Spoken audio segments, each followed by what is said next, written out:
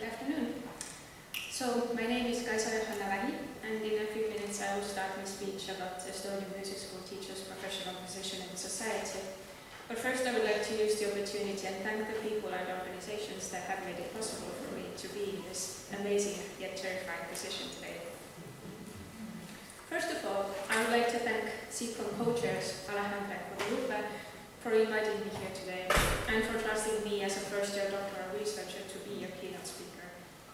I'm immensely grateful to the music education doctoral seminar community at the CEPROM Academy. I would like to thank my fellow doctoral researchers and our wonderful professors for being there and making the seemingly impossible possible. I owe gratitude to the Estonian Ministry of Education and Research and the Education and Youth Board for funding my studies in Finland.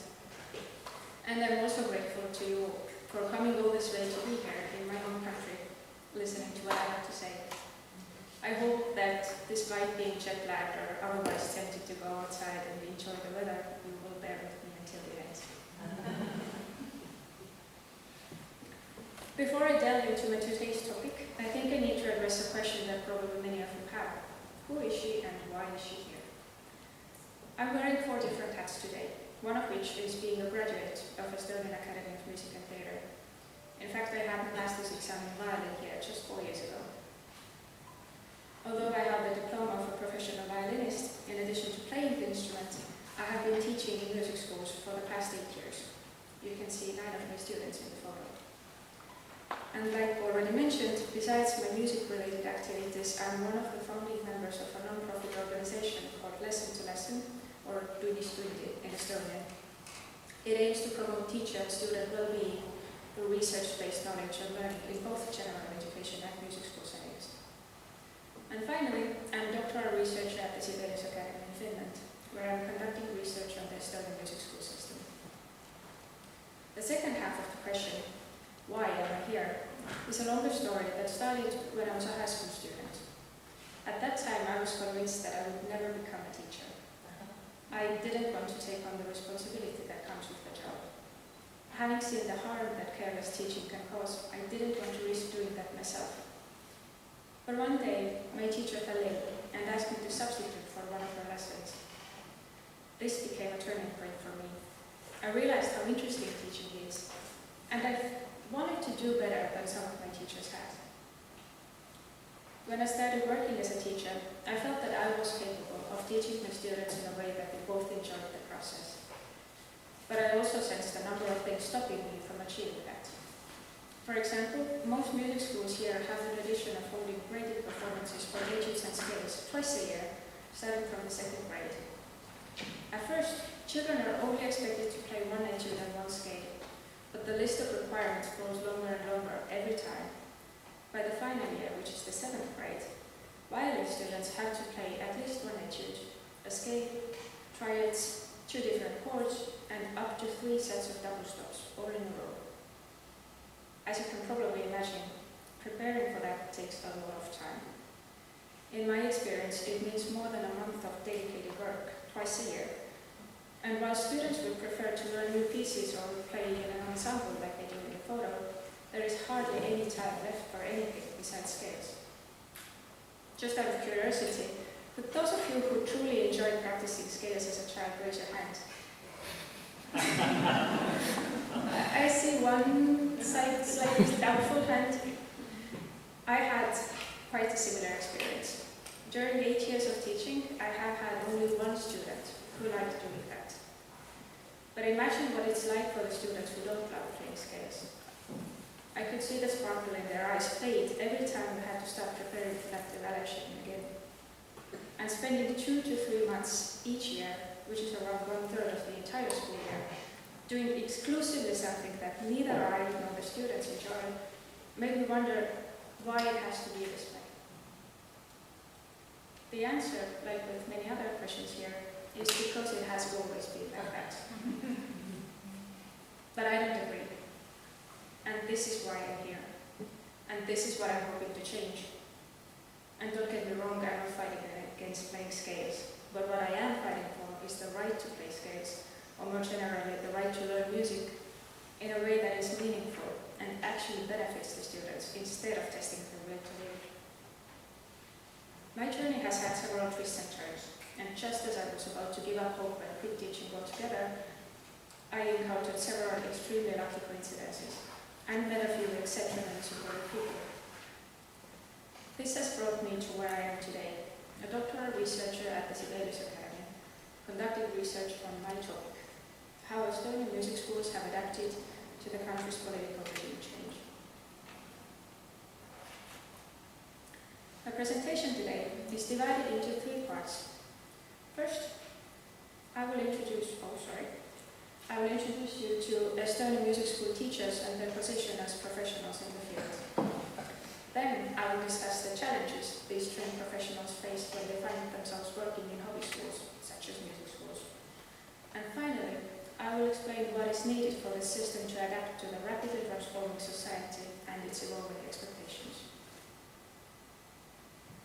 So let's get started with music school teachers' professional position in Estonia. What do you think? Where do music school teachers come from? We might assume that people study to become teachers and then start working as such. But like you probably guessed, it isn't that simple. In this graph, you can see the number of graduates from 4 departments of this school. Yellow represents classical music performance taught in English, light blue is for the same but in Estonian, red is for music education, or often called school music, and dark blue represents instrumental and vocal pedagogy. That means students who are learning to become teachers in music schools. As you can see, teaching is not a popular choice here, and only around 20 people a year graduate from the 2 pedagogical departments. Estonia is not unique in placing more value in a career in performing, while seeing teaching as a failure or a backup option. It is also evident in many other countries. Perhaps even some of you can recognize this trend. But in a country with a population of 1.3 million, how many people do you think can earn a living as a professional musician? I would say that all orchestras combined hire a maximum of 10 people a year. And these are not necessarily from this school, as many musicians come from abroad. So although at most 1/5 of the students learn to become teachers, most of the performance graduates also end up working in music schools, myself included. I am one of the students in the light blue section of 2020. The fact that many music school teachers are high-level musicians is not a problem in itself. But don't you think children deserve better than being taught by teachers who lack the necessary preparation for the job? As the name of the department, classical music performance, indicates, it pays little attention to the development of pedagogical knowledge and skills. Here's a graph to illustrate this. The 3 colors combined represent 300 credits, which is the sum of bachelor's and master's level studies. In the bachelor's level, which is the yellow part, pedagogical subjects make up 10 credits out of 180. This is shown in red. At the master's level, which is the blue section, the pedagogical subjects are not compulsory, so it is possible to graduate with minimum knowledge and experience in teaching. There is one more important aspect that affects people's career choices: money. This graph shows Estonian salaries over the past 2.5 years. The green dashed line represents the national average across all occupations. It has almost reached 1,900 euros a month. The yellow line below that is for musicians, singers, and composers. Since the graph shows only declared salaries, it is likely that many musicians actually earn more than what is shown here. The red line is for the salaries of basic and upper secondary school teachers, which potentially applies to the small number of graduates who studied school music on the previous slide. As you can see, this line shows a significant increase because teachers' salaries are currently one of the main concerns of the government. This has had some impact on music school teachers' salaries, which you can see from the blue line. Although it follows the trend of the red line, it is much lower on the graph, just below 1,500 euros. So music school teachers earn an average of 500 euros less per month than basic and upper secondary school teachers. It is also important to point out that there are no guidelines concerning music school teachers' minimum salary. So while the minimum monthly salary for basic and upper secondary school teachers is set by the government, music school teachers depend on the priorities of the local municipality they work in. To illustrate how different teachers' incomes can be, here's a map of Estonia. It's actually not that colorful, but the colors mark the 15 counties, which in turn are made up of smaller municipalities. Just to remind you, the numbers that I'm going to show you represent average income, so the actual difference between the highest and lowest salaries are even greater. The highest average income for music teachers is in Harjumaa, the yellow region surrounding Tallinn, at nearly 1,700 euros. This is more than 200 euros above the Estonian average. But the lowest average income is for music teachers in Jõgevamaa, only 100 kilometers away. This is at 1,050 euros a month. That's 400 euros below the Estonian average for this profession. You might wonder who would be willing to work for such a low salary. To show you that, I spent some time experimenting with an AI face generator and created photos of 2 fictional teachers and 1 principal that we might meet in Estonian music schools. Although these specific characters are made up, they are based on people that I have met in real life. Please forgive their slightly uncanny appearance and pay attention to their salary, age, and education. Are you ready? This is Igor. He is 70 years old. He studied to be a professional trombonist at the Leningrad Conservatory and currently works as a brass instruments teacher in 3 music schools. Music school teachers' maximum workload is usually 24 lessons a week for a full-time position, and overtime is often not compensated. So if a teacher wants a bigger workload, they have to work in several schools. Igor works 6 days a week instead of 5, which is the norm, and teaches 44 lessons every week. That makes up 1.83 full-time equivalents, so just a bit less than 2 full-time positions. For this, he earns a total of 100 euros a month. Igor is the child of ethnic Russians who migrated to Estonia during Soviet times. Although he was born and raised in the city of Narva in eastern Estonia, he hardly speaks any Estonian. He is not unique in this regard. Ethnic Russians make up more than 20% of Estonia's population. Despite Estonian being the only official language of the country for 30 years, there are still areas in Estonia, some of them also here in Tallinn, where it's difficult to get by if you don't speak Russian. But the fact that Igor conducts lessons in Russian and needs translation to understand the school's curricula that regulate his work tasks does not prevent him from working as a teacher. Anne is 66 years old and has a diploma in choir conducting. But for her work tasks, she wears 2 different hats. She holds a leadership position as a principal and also teaches solfege in a rural music school. The municipality that she works in doesn't consider being a principal a full-time job. So to have a full-time position, she needs to teach as well. For working as a principal and teaching 5 lessons a week, she earns 1,256 euros a month. Anna has been working in the same position for 30 years, and so have many of her colleagues, who have become her close friends. Recently, several parents have complained about the teaching style of a few older teachers, and Anna doesn't know what to do. But since these issues have come up only recently, she thinks the students might be too sensitive. After all, her colleagues are experienced teachers who have been doing their job for decades. Usually, unless the situation calms down on its own, the solution is that the student drops out of the school and everybody continues working as if nothing happened. And finally, Laura. She is a 23-year-old master's student from Tallinn. She has a bachelor's degree in instrumental pedagogy, and in addition to studying at the music academy, she works as a piano teacher and accompanist in a small town near Tallinn.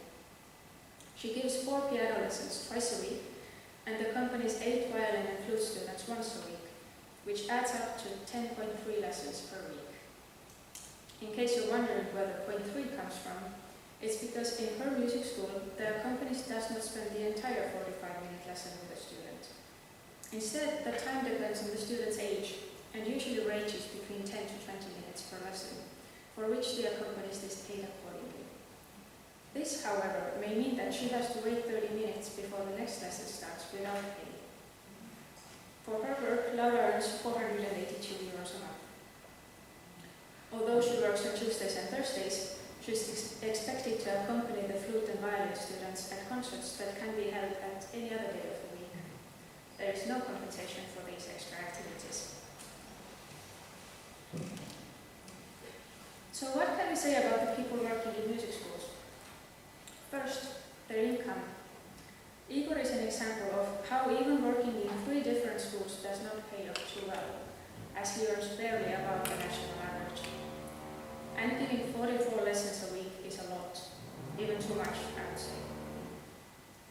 Working in 2 or 3 schools is not uncommon for music school teachers, as 16% of them do that.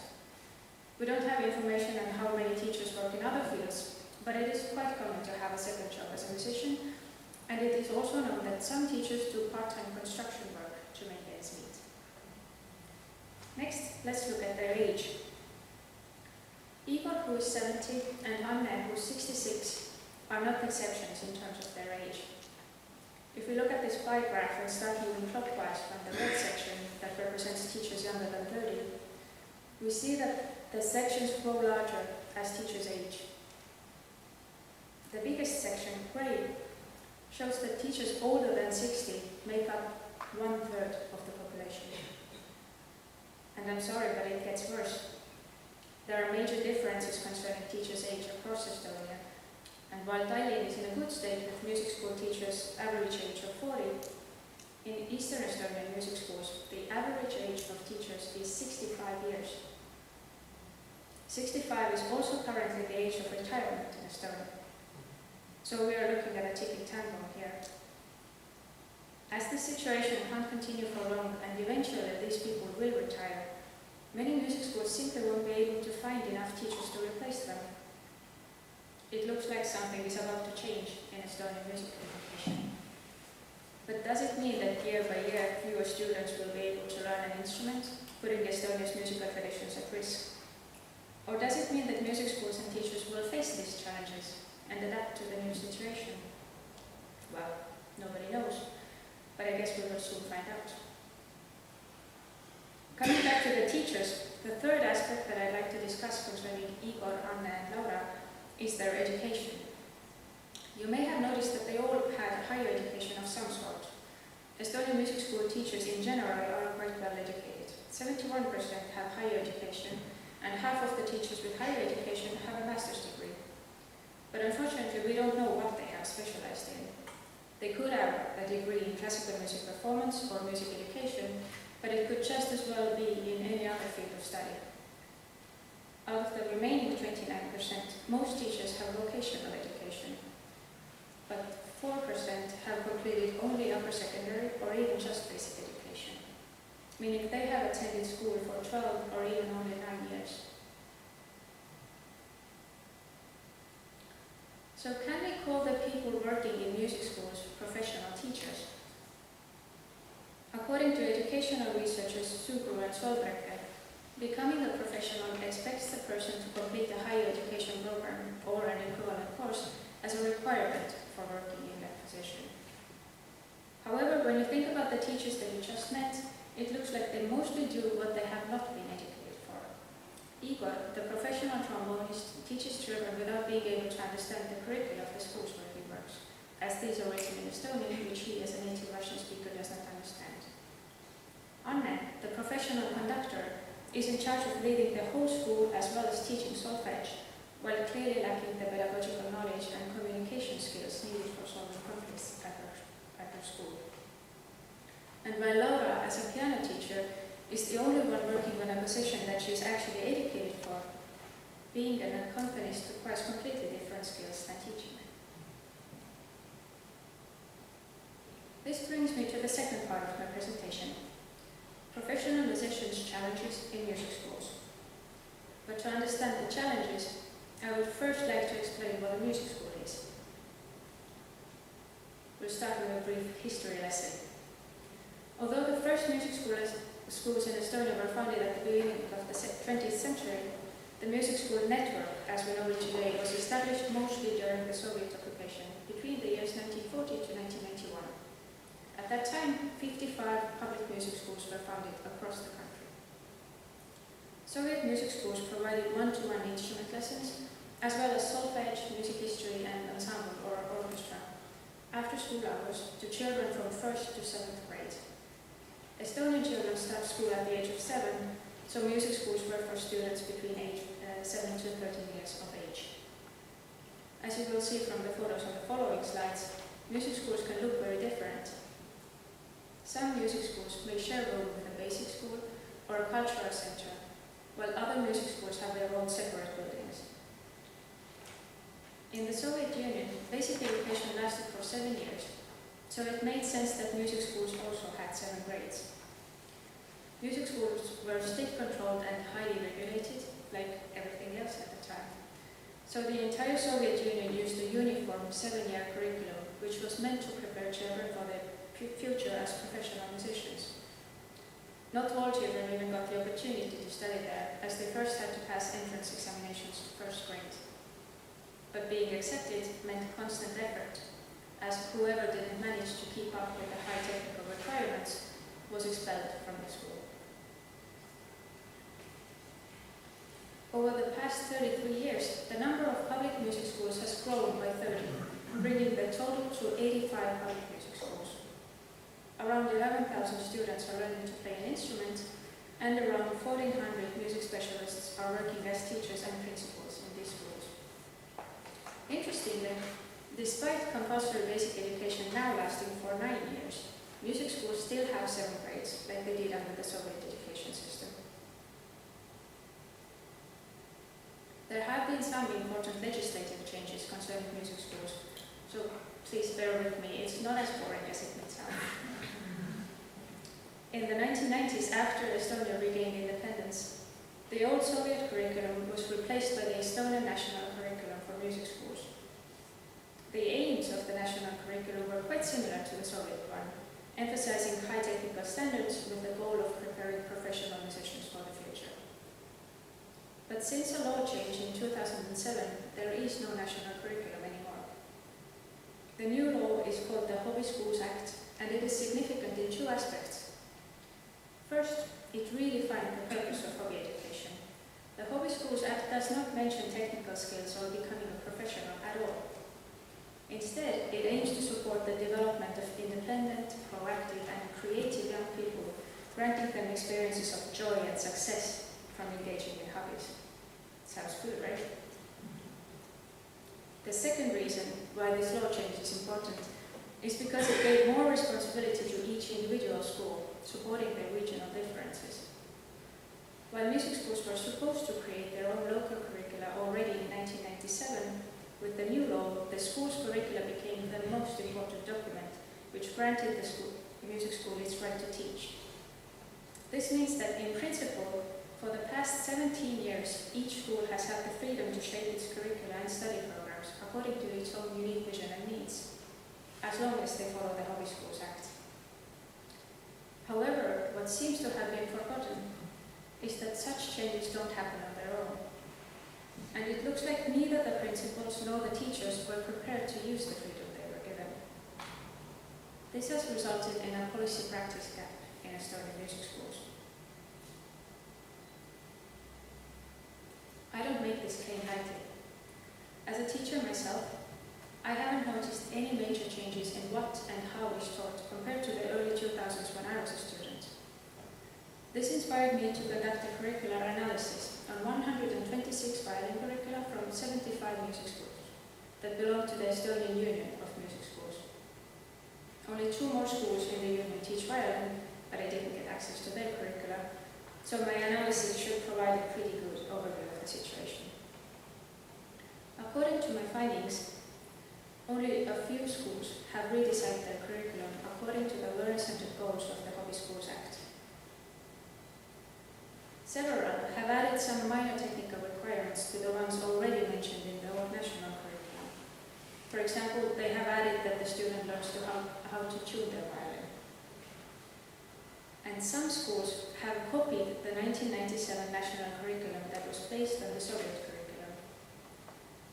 I was disappointed to discover that 11 schools have even copy-pasted the spelling mistakes.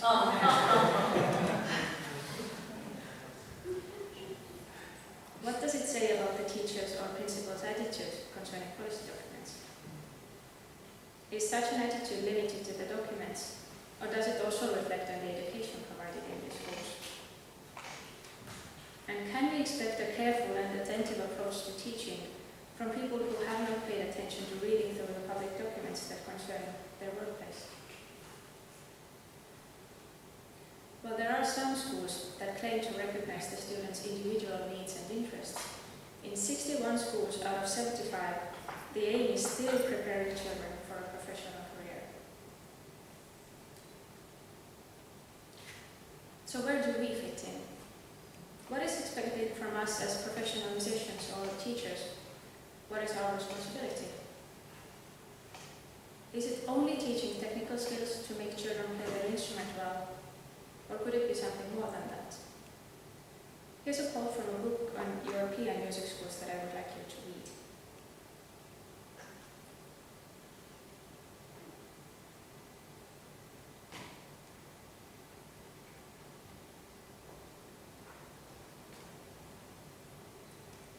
If we think back to Igor, Anna, and Laura, how well are they prepared to contribute beyond music-specific learning outcomes? Based on my findings from the curriculum analysis, I think we first need to rethink music school teachers' role, as currently their main, if not only purpose, seems to be teaching children technical skills on the instrument. After that, we also need to provide teachers the necessary knowledge and skills to fulfill that role. Because in addition to knowing my way around my instrument, I need to be able to understand and create policy documents. For that, I would need access to professional learning opportunities, which currently are lacking for teachers in music schools. And I would also need access to research so that I could keep up with the new knowledge and findings in the field. But most of all, I would need to understand that music and music schools do not exist in isolation from the rest of the society. While we can see hints of music schools looking for ways to better meet the students' expectations, the change has taken place mostly on the surface, while the content and pedagogies used in instrument lessons have remained very similar to what they have always been like. This brings us to the third and last part of my presentation. Adapting to the expectations of a rapidly transforming society. Now I will show you 3 versions of the Engelhardt-Wetzel cultural map. I'm sorry for the tiny font, I hope you can see the names of the countries well enough. The countries of the world have been divided into different colored bubbles. For example, you can find Australia and USA quite close to each other in the English-speaking bubble, or Portugal and Argentina side by side in Latin America. So the maps represent countries' cultural proximity, not their geographical location. The maps are based on the World Values Survey, which has been conducted since 1981, and they present empirical evidence of cultural change by analyzing people's values in 2 dimensions. The vertical axis shows traditional versus secular rational, and the horizontal shows survival versus self-expression values. This means that the higher a country is on the vertical axis, the least emphasis they place on religion and traditional family values. And moving towards the right on the horizontal axis means that people in these countries are less concerned about their economic and physical security and show higher levels of trust and tolerance. Although there are several debatable aspects concerning these maps, I am using them here to show how Estonians' values have transformed over the years. The first map, where Estonia is on as an independent country, is from 1996. You probably already noticed Estonia in the white circle in this red ex-communist bubble. So the society at that time was concerned with economic and physical security, while people expressed low levels of trust and tolerance. This is natural considering the major political and societal changes that took place after the country had regained its independence just 5 years earlier in 1991. According to the map, Estonians still placed little emphasis on religion, traditional family values, and authority. We can also find several other post-Soviet countries nearby. For example, Bulgaria, Russia, Belarus, and Ukraine are all close to Estonia.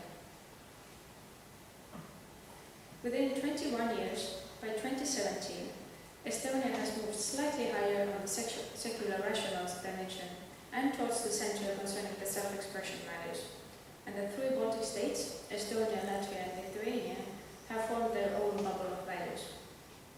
We can see how Estonia has moved further from the post-Soviet countries that shared similar values on the previous map, but it still remains far from our Nordic neighbors. We can find Finland in the center of the light grey Protestant Europe bubble, and Sweden is even further off on the right.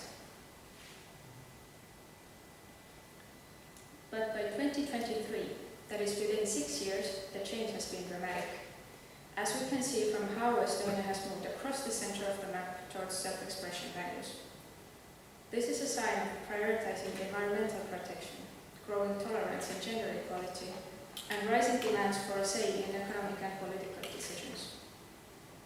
Although there are several Eastern European countries sharing similar values, for example Latvia and Lithuania just a little bit towards the left, there are also a number of Western countries like Italy, Spain and France, which shows how Estonian society has moved significantly closer to Western values, at the same time moving further from the post-Soviet countries that shared very similar values just less than 30 years ago.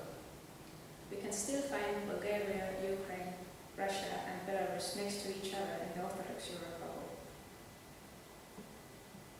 But despite these massive transformations in our society, Estonian music schools have remained relatively unchanged, not only compared to 20 years ago when I was a student, but also compared to 60 years ago when the music school system was founded. This raised concerns regarding how they have been able to adapt to the needs of today's children. Why do you think children attend a hobby school? If I started a new hobby today, I would probably do it because I want to learn the new skills or knowledge concerning this activity. And according to a survey conducted among the Estonian hobby school students, it turns out that this is the most popular reason for children's participation in hobby education. But as you can see, it applies to only around 2/3 of the students. The second most popular reason was scheduling. 40% said that it fit in with their other activities time-wise, and around the same number of students found the activity interesting. The red dashed line replaces a group of answers with similar scores that didn't fit on the slide, where around 30% of the students attend because of their friends or the instructor, they want to get better in this activity, their parents want them to go there, or it's simply close to their home. But what I want to guide your attention to is the bar under the dashed line that says, I see myself working in this field in the future. Although only 18% of students pick this answer, most of our music schools work like this is their main goal. I must emphasize it once more, that 61 schools out of 75 say that their aim is to prepare students for a career as a musician. This highlights the huge contrasts between children's and music schools' expectations. And although I as a teacher can hope that all my students are highly motivated to learn the violin, I need to be prepared to also teach children who come to the lessons because they have nothing better to do. Unfortunately, the current system is not fit for meeting students' different needs. Instead, those who can't keep up with the technical requirements and fail an exam can still easily be dismissed from school. This, however, is a practice characteristic to Eastern European music schools, but does not align with the Western values that are increasingly evident in our society. Thus, we come to the inevitable question: what is the purpose of music schools? Although historically their aim has been to prepare students for learning in the conservatory, it looks like they are not very successful in fulfilling that aim, as the dropout rate in music schools is usually around 50%, but can reach as high as 91% in some schools. And even if a student graduates from music school, it is rare that they continue learning or even playing their instrument after that, as we have limited opportunities for participating in amateur orchestras or ensembles here. We know that only 1 to 2% of students who enter first grade in music schools continue learning music in secondary or higher education institutions. Since this number is similar across Europe, also in countries that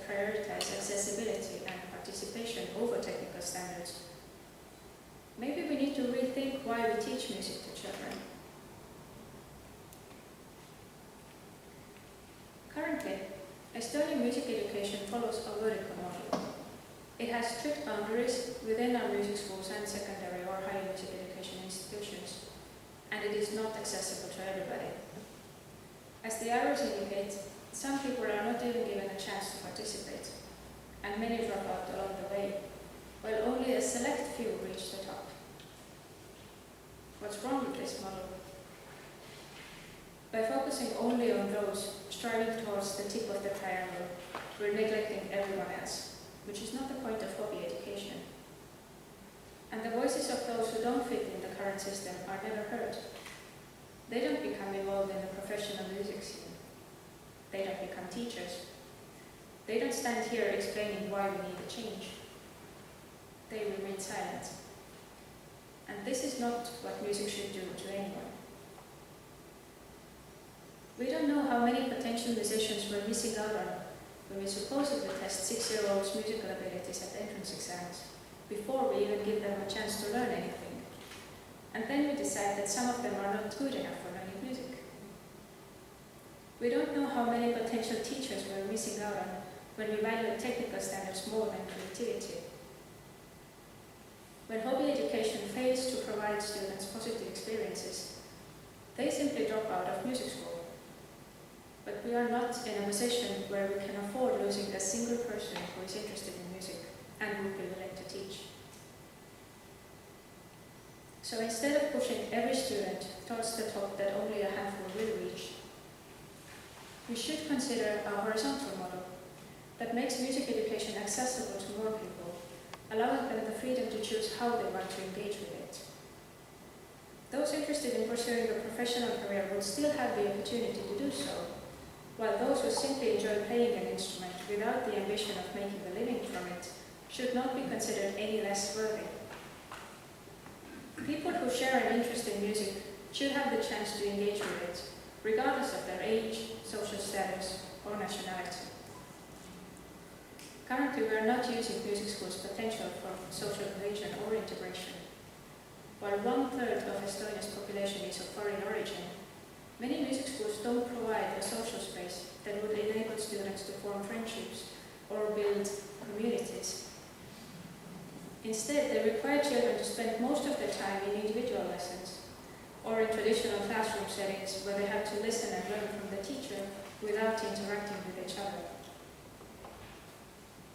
I agree with John Holden, who said that culture should be something that we all own and make, not something that is given, offered, or delivered by one section of us to another.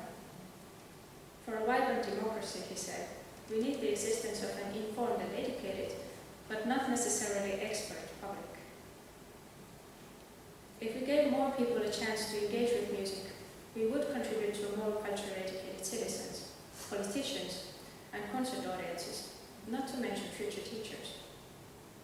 This is what I aim to move towards with my research, and I believe music schools have a lot of potential to contribute to a vibrant democracy.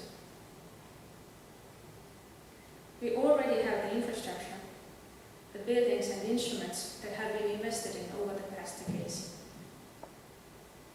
Despite the debatable efficiency of the current system, there are still many young people interested in obtaining higher music education. This gives us reason to believe that there will be enough potential teachers and musicians in the future. Although there never seems to be enough money, local municipalities contribute significant funding to hobby education.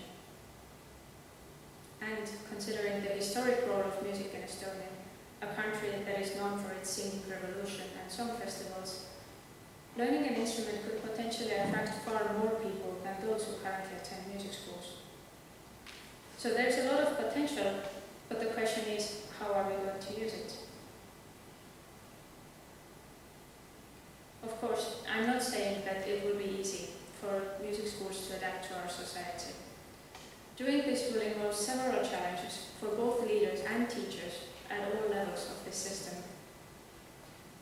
First of all, we need to understand that we cannot put all the responsibility on the Music Academy. Even if the Academy dedicated all its attention to educating the world's best teachers, it would not have a significant effect on music schools in the near future, as most of the teachers working today graduated years ago. This means that adapting to society needs to constantly take place in music schools. And for this to happen, music school principals like Anne can't be teachers who do some administrative work in addition to teaching students. The leaders should be able to focus on leading the school, as they will need to take responsibility for redefining the music school's role in our society. For supporting the teachers in their changed roles, principals will need to provide sufficient workplace training. And as the process of adapting to the society's needs is never-ending, the leaders need to be open-minded and innovative, so music education can keep up with the constantly changing conditions. And I can't stress this enough. For music schools to fulfill their potential in society, teachers will also need to rethink their role, as redefining music education will challenge their current position as musicians training future musicians. This is not to say that teachers should be forbidden from being musicians, but it is a call to expand teachers' professionalism. This would require the educator's critical and ethical reflection of teaching practices in changing environments, moving beyond the generally accepted and recognized ideas of learning, teaching, and professionalism towards unexplored ways of action. So to end my presentation, I would like you to close your eyes and imagine. Imagine a music school where you would like to learn. Are you there all by yourself, or do you have your friends around you? Are you afraid of getting a bad grade, or are you excited to go there?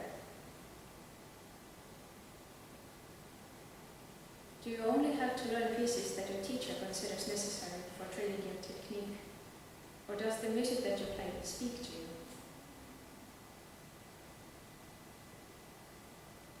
And do you spend more than a month polishing your scales and etudes just to meet some requirements? Or can you understand the benefit of practicing scales? And are you able to work creatively under technical challenges? Do you think the music school of our dreams is supposed to remain only a